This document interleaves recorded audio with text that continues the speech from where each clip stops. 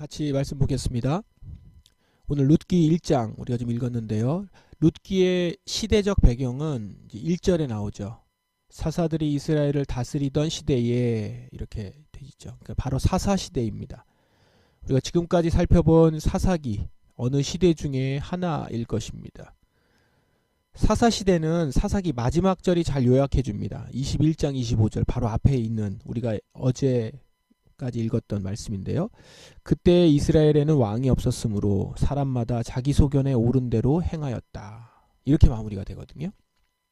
사사 시대란 왕이신 하나님을 떠나서 각자 자기 마음대로 살던 시대였습니다. 그 결과 이스라엘은 하나님의 징벌을 받았습니다. 그 중에 한 내용이죠. 그 시대에 살고 있었던 사람들 이야기입니다. 이스라엘 땅에 가뭄이 들었습니다. 아마도 이때는 하나님께 벌을 받고 있었던 때겠죠. 사사시대가 어떤 시대예요? 각자 도생의 시대거든요. 그렇기 때문에 사람들은 저마다 생존을 위해서 움직였습니다. 엘리멜렉 가정이 있었는데 이 가정도 생계를 위해서 이제 가뭄이 들어서 모압으로 이주를 합니다. 오늘 우리가 쭉 읽은 내용을 보시면 그랬는데 결국 그 가정이 이주했지만 이제 남자들만 다 죽습니다. 남편 엘리멜렉이 죽고 두 아들이 죽고 남겨진 사람은 아내 나오미와 모압에서 이제 결혼을 해서 얻은 두 며느리였습니다. 그렇게 여자 셋이 남은 거죠. 그 중에 한 며느리 룻은 시어머니 나오미를 따라서 이제 유다 땅으로 다시 돌아옵니다. 룻입니다. 그래서 나오미와 룻이 이제 모압에서부터 나오미의 고향으로 돌아오는 거죠. 유다 땅으로 돌아옵니다. 그 내용까지가 이제 룻기 1장인데요. 나오미가 절망 속에서 이제 귀향하면서 이렇게 말을 하죠. 이제 나를 나오미라고 부르지 말고 마라라 부르라. 나오미가 이제 뜻이 기쁨이라는 뜻인데 나를 기쁨이라고 부르지 말고 슬픔이라. 마라가 슬픔입니다. 마라라 부르라. 자신이 그만큼 비참해졌다는 것이죠. 나오미는 지금 자신의 삶이 너무 비참하게 느껴졌던 것입니다. 모든 것을 잃고 돌아왔습니다. 나오미 곁에는 이제 룻밖에 없는 거죠. 남편도 없는 이방인 여인. 그 여인이 이제 룻인데 그 룻이 시어머니를 따라서 유다 땅에 왔습니다. 그런데 이 여인이 시어머니를 따라온 이 여인이 고백을 합니다. 그것이 이제 깊은 울림을 주죠. 룻기 1장 16절입니다. 어머님 곁을 떠나라고 하지 마십시오. 어머님이 가시는 곳에 나도 가고 어머님이 사시는 곳에서 나도 살겠습니다. 어머님의 백성이 나의 백성이 되고 어머님의 하나님이 나의 하나님이 되실 것입니다. 이렇게 얘기를 하면서 시어머니를 따라오거든요. 근데 이 고백은 단지 시어머니에게 한 말이 아닙니다. 하나님께 드린 믿음의 고백이었죠.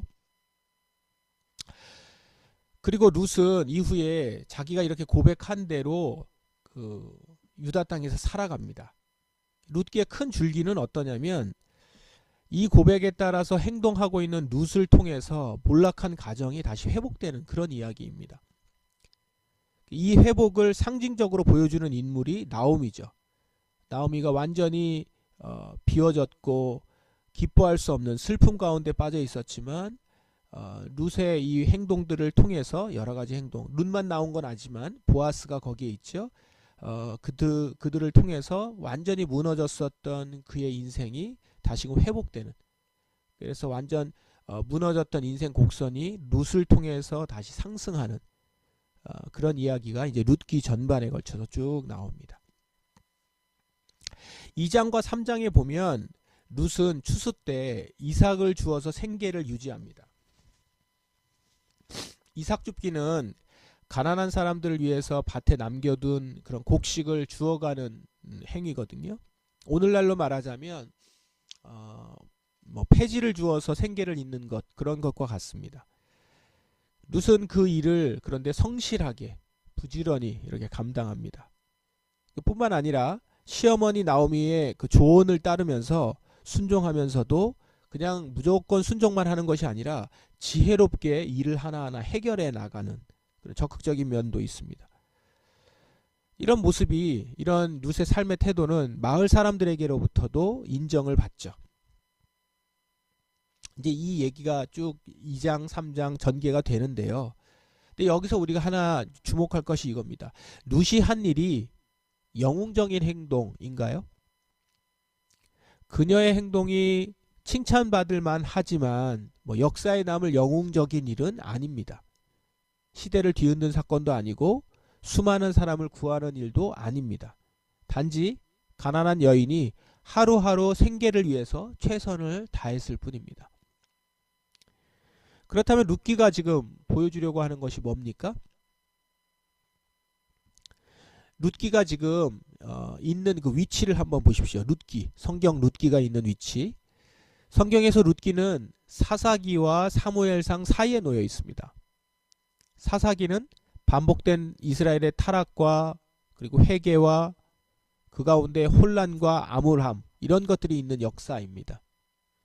그리고 사무엘서는 하나님께서 사무엘이라는 지도자를 세워서 왕정 시대를 시작하는 그런 이야기입니다. 사사기와 사무엘상 사이에 룻기가 있습니다. 사사기에 어떤 영웅들이 많이 나오잖아요. 사사들이 많이 나옵니다.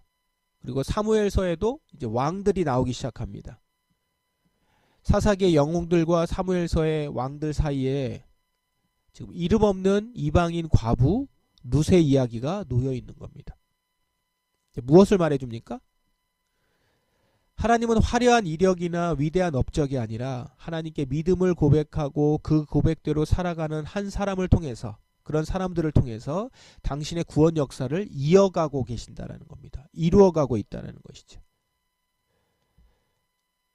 룻의 일상, 작고 평범해 보이지만 그의 삶을 통해서 하나님은 이스라엘의 역사, 더 나아가서 이제 4장까지 읽어보시면 메시아의 계보가 이어진다라는 것을 알 수 있습니다. 사사시대라고 그랬죠? 그러면 여기에서 주목할 만한 사람들이 누굽니까? 사사들이에요. 사사들을 통해서 이스라엘 역사가 진행되는구나 라고 보았는데, 하나님이 주목해 보고 계시는 사람은 룻이었다는 거죠. 이것이 하나님의 시선입니다. 사사기로만 사사시대를 정의할 수 없고요. 룻기를 통해서 사사시대가 정의됩니다. 하나님은 사사시대에 룻과 같은 사람들을 통해서 당신의 역사를 이어가고 계신다라는 것입니다. 오늘 이 룻기를 우리에게 적용해 보십시다. 여러분, 그러므로 우리는 우리의 자리를, 각 사람의 자리를 과소평가하지 마십시오. 룻이 한 일은 홍해를 가르거나 병든 자를 고치거나 어떤 큰 일을 행하거나 업적을 만들거나 하는 기적이 아니었습니다. 단지 절망에 빠진 한 사람, 시어머니를 위해서 이삭을 줍는 일이었죠. 자기도 먹고 살기 위해서. 그러나 그녀는 어머니의 하나님이 나의 하나님이십니다. 이렇게 고백을 하면서 하나님의 이야기 속으로 들어왔습니다.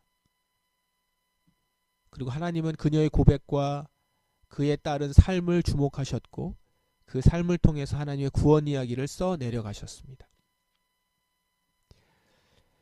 그러므로 우리는 오늘 어떤 위대한 일을 하려고 하기보다, 할 수 있으면 좋죠. 그러나 먼저는 그 위대한 일을 하려 하기보다는 하나님이 주신 말씀에 따라서 오늘 하루를 충성스럽게 살아가는 자가 되는 것이 무엇보다 중요합니다.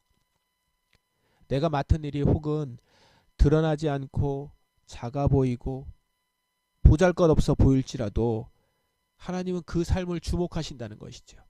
내가 주님 앞에 고백을 하고 하나님의 이야기 안으로 들어와서 하나님의 말씀대로 살아가고 있는 하나하나, 한 발자국 한 발자국, 한 걸음 걸음을 주님이 주목하신다는 것이죠.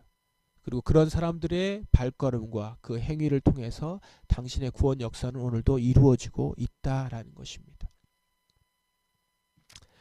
우리는 지금도 이 불안과 절망의 시대를 살아가고 있습니다. 개인적으로도 그렇고 사회적으로도 그렇고 고통과 불확실성이 가득하잖아요. 자, 그런 이때, 사사시대와 같은 이때 우리도 룻처럼 믿음으로 고백하는 것입니다. 이 세상에 하나님, 나의 하나님이십니다. 이 가운데 이 모든 것을 만드신 분이 나의 하나님이십니다. 저는 주님을 믿습니다. 당신의 아들이 나를 위하여서 죽으셨습니다. 또한 부활하셨습니다. 이렇게 믿고 그 믿음의 고백대로 행동해 나가는 것이죠. 그것이 작아 보이는 일이라도 충실하게 감당해 나가는 겁니다. 오늘 하루 내가 해야 될 일들과 나에게 맡겨진 일들과 내가 믿음의 행위라고 하는 일들을 들었던 것들, 그리고 알게 된 것들, 그렇게 고백한 것들을 해 나가는 것이죠. 그리고 그 일이 하나님의 역사 안에서 귀하게 쓰임 받을 것입니다. 주님께서는 여러분들의 그 수고와 애씀과 보이지 않는 곳에서 행한 믿음으로 행한 일들을 기억하시면서 그 삶을 통해서 하나님의 이야기와 구원 역사를 이어가실 것입니다. 오늘 이 믿음으로 하나님의 시선을 우리가 기억하며 이 믿음으로 오늘도 내 앞에 놓여있는 이삭을 성실하게 줍는 삶이 되기를 주님의 이름으로 축원합니다.